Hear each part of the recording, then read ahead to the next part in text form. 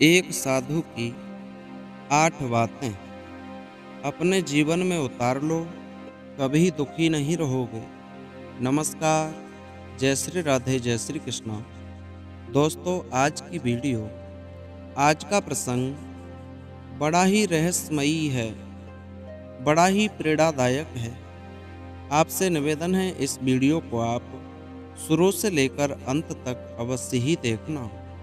तो दोस्तों, कि आज की वीडियो है कि जो भी व्यक्ति एक साधु की इन 8 बातों को अपने जीवन में उतार लेगा, वो कभी जीवन में दुखी नहीं रहेगा। तो कौन सी हैं वे 8 बातें, इस वीडियो में आज हम बताने वाले हैं। तो दोस्तों, कहते हैं कि मनुष्य को आलस्य ही गरीबी की खाई में ढकेल देता है। ये बात सत्य है। तो आइए कहानी शुरू करते हैं। उससे पहले निवेदन है आपसे, इस वीडियो को आप शुरू से लेकर अंत तक अवश्य ही देखना। दोस्तों, कहते हैं किसी ने सत्य ही कहा है कि बात ज्ञान की है कही, मान तू मत भूल, होती है अज्ञानता निर्धनता का मूल। समय भरोसे बैठता रहता सदा गरीब, बिना कर्म बदले नहीं उसका कभी नसीब। आलस कर रहता सदा जो परिवर्तनहीन, वही कर्म फिर करे कहें स्वयं को दीन। नहीं गरीबी से बड़ा है कोई अभिशाप, हासिल करके ज्ञान की कर लो दूर अब आप। दोष समय को दो नहीं, नहीं बनो मजबूर, कर्म साधना से जुटो करो गरीबी दूर। बात कर्म भी नहीं करता कोसे सदा नसीब, भाग्य भरोसे बैठता मानव रहे गरीब। अज्ञानी पर ही सदा करे गरीबी सदा वार, विजय होता युद्ध में ज्ञान सदा हथियार। पैसों के बाजार में बदल गई तहजीब, धन दौलत से जुड़ रहे रिश्ते हुए गरीब। तो दोस्तों, कहानी शुरू करते हैं। आपने जो बातें सुनी कि आलस कर रहता सदा जो परिवर्तनहीन, वही कर्म फिर करे कहे स्वयं को दीन। जो आलसी व्यक्ति होता है वो अपने भाग्य को कोसता रहता है, अपने आप को कर्म नहीं करना चाहता है, सिर्फ यही सोचता है कि मेरा भाग्य मेरा साथ नहीं दे रहा है। तो दोस्तों, भाग्य तो साथ देता है, लेकिन वो दिन रात आलस में डूबा रहता है। तो दोस्तों, बात सत्य है, आलस्य नहीं करना चाहिए। आलस्य ही गरीबी की खाई में ढकेलता है। तो मैं आज आपको एक कहानी सुनाऊंगा, उस कहानी को आप सही ढंग से समझ लीजिए। एक किसी नगर में एक भोला नाम का व्यक्ति रहा करता था। दोस्तों, वो भोला बड़ा ही आलसी व्यक्ति था। उसकी शादी भी हो गई थी। उसकी पत्नी उससे आलस की वजह से लड़ती झगड़ती रहती थी। दोस्तों, सुबह जब वो जागता था तो जब सब लोग खाना पीना खा कर के निवृत्त हो जाया करते थे, तब तो जगता था। उसके बाद में सोच क्रिया से निवृत्त होकर के सोचता कि चलो मैं कार्य तो करूँगा ही, उससे पहले दोपहर होने वाला है तो मैं पहले स्नान करता हूँ, उसके बाद भोजन करता हूँ, उसके बाद कार्य करूँगा। तो जब वो स्नान करता और भोजन करता, उसके बाद में वो सोचने लगता, भोजन खाकर के उसे आलस आ जाता। वो बड़ा ही आलसी था। वो क्या करता कि भोजन जब उसने कर लिया तो फिर सोचता कि मैं थोड़ी देर आराम किए लेता हूँ, उसके बाद तब काम करूँगा। अब जब वो आलस में लेट जाता तो उसे नींद आ जाती, घंटे 2 घंटे सो जाता, तब उससे कहीं नींद खुलती तो फिर सोचता, अरे अभी तो मुझे नींद आ गई थी, अब कार्य करूँगा। तो जब कार्य करने की बारी आती है, सोचता है, तब तक सोचने लगता है अब तो शाम हो गई, अब चलो मैं भोजन कर लेता हूँ। शाम को भी भोजन कर लेता है। उसके बाद में फिर आराम करने को बैठ जाता है, लेट जाता है, आलस में सो जाता है।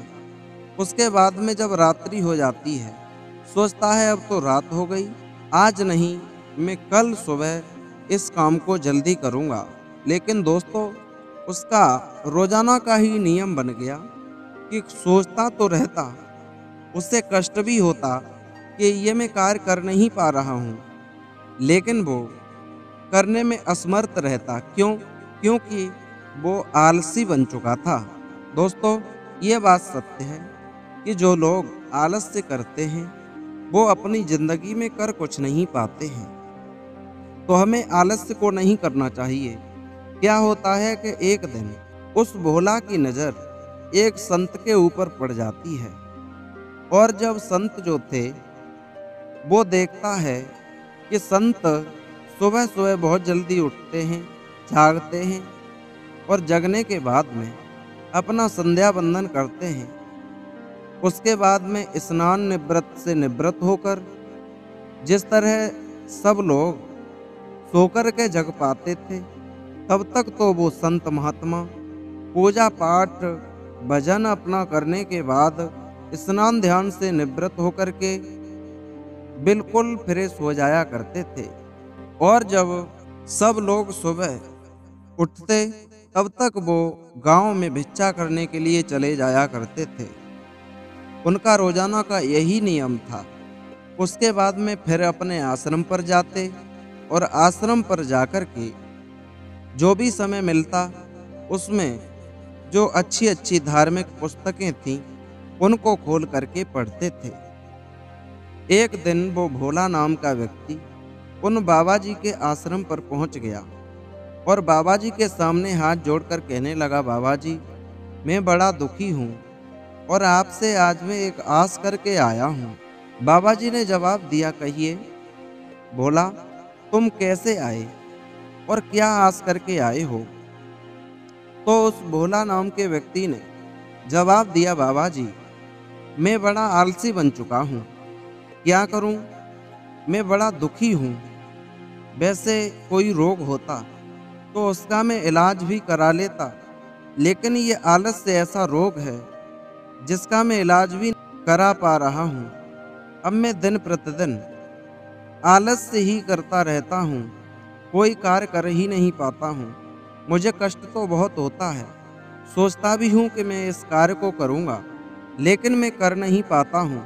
दोस्तों, ऐसी बात को सुनकर के संत जी ने जवाब दिया। उन साधु ने कहा, बेटा, बात सत्य है, आलस ही इंसान को गरीबी की खाई में ढकेल देता है। इंसान कभी सुखी नहीं रहता है जिस व्यक्ति को ये आलस से लग जाता है। कहते हैं आलस्य वो सुख है जो कष्ट रूपी पीड़ा को लेकर के आता है। आलस्य करोगे, थोड़ी देर के लिए आराम रहेगा, लेकिन वो जिंदगी भर आपको रुलाएगा। तो इसलिए हमें आलस्य नहीं करना चाहिए। यदि तुम आलस्य को त्यागना चाहते हो, खत्म करना चाहते हो, तो मैं आपको ये 8 बातें बता रहा हूँ। उन 8 बातों को अपने जीवन में ढाल लेना। यदि तुमने इन 8 बातों को मान लिया, तो आप कभी भी जिंदगी में दुखी नहीं रहोगे। दोस्तों, वे कौन सी 8 बातें उन संत जी ने उस भोला व्यक्ति को बताई, तो आज मैं वही बातें आपको दोहरा रहा हूँ। उन संत जी ने, उन साधु जी ने उस भोला नाम के व्यक्ति को सबसे पहली बात बताई कि सुबह जब जगो, सुबह जगने पर सबसे पहले ध्यान करो, ध्यान करना सीखो, अपने मन को एकाग्रस्थित करना सीखो, एकाग्रस्थित बनाओ, यानी उसे मन को जोड़ने की कोशिश करो, एकाग्रस्थित करने की कोशिश करो। जैसे मन एक चीज में मन लगाओ, उसी के बारे में सोचते रहो, परमात्मा का ध्यान करो और जैसे मन को कंट्रोल करना सीखो। सुबह सुबह हमें ध्यान करना चाहिए।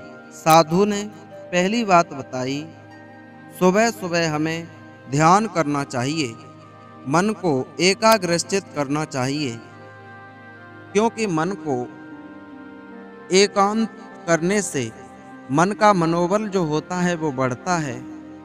कभी हमारा मन विचलित नहीं होता है। जो मन को अपने काबू में कर लेते हैं उनका मन कभी विचलित नहीं होता है। नंबर 2 बात, व्यायाम करना सीखो। सुबह सुबह हमें व्यायाम करना चाहिए। जो लोग सुबह सुबह व्यायाम करते हैं, और व्यायाम करने से एक नहीं कई एक फायदा है, अपने शरीर में कभी रोग नहीं लग पाता है। जो लोग व्यायाम करते हैं उनका शरीर हष्ट-पुष्ट रहता है, आलस नाम की चीज नहीं आती है, सारे दिन बड़े स्वस्थ अपने आप को महसूस करते हैं। नंबर 3, परमात्मा को धन्यवाद देना चाहिए। नंबर 3, परमात्मा को धन्यवाद देना चाहिए। जो लोग परमात्मा को धन्यवाद देते हैं कि परमात्मा ने हमारे साथ बहुत अच्छा किया है, जो हमें एक मानव बनाया है, और मानव का कर्तव्य होता है जीवों की रक्षा करना और परिश्रम करते रहना। जो लोग परमात्मा को धन्यवाद देते हैं तो वो सदा जीवन में सुखी रहते हैं। नंबर 4, अच्छी अच्छी किताबों को पढ़ना। हमें सुबह सुबह अच्छी अच्छी किताबों को पढ़ना चाहिए, शाम को भी पढ़नी चाहिए। जो लोग सुबह सुबह किताबों को पढ़ते हैं, एक ये भी ध्यान करना होता है, वैसे ध्यान नहीं किया जाता, तो आप किताबों को पढ़ो, अच्छी अच्छी धार्मिक किताबों को पढ़ करके अपने मन को एकाग्रचित बनाओ। दोस्तों, ध्यान करना जैसे अपनी श्वास को खींचो, श्वास खींच करके अंदर पेट में ले जाओ, पेट से बाहर निकालो, बस अपने ध्यान को उसी के बारे में सोचते रहो, ध्यान करना चाहिए। जो लोग ऐसा करते हैं उनके शरीर से रोग निकल जाता है, उनका शरीर निरोगिल बन जाता है, उनके अंदर धैर्य, शील, साधना ये चीज़ें उत्पन्न हो जाती हैं, उनकी मान प्रतिष्ठा बढ़ जाती है। नंबर 5, लक्ष्य निर्धारित करना। हमें अपने लक्ष्य को निर्धारित करना चाहिए। जैसे हमें कोई कार्य करना है तो उससे पहले से ही नियुक्त करके रखना चाहिए कि ये कार्य हमें इतने समय करना है और ये कार्य इससे कराना है, या यहाँ जाकर के हमें स्वयं करना है। नंबर 6, गर्म पानी पीना। सुबह सुबह गर्म पानी पीना चाहिए। जो लोग स्वस्थ रहना चाहते हैं वो सुबह सुबह गर्म पानी का सेवन किया करें। दोस्तों, ये साधु ने बात बताई। नंबर 7, सुबह पौष्टिक आहार लेने चाहिए।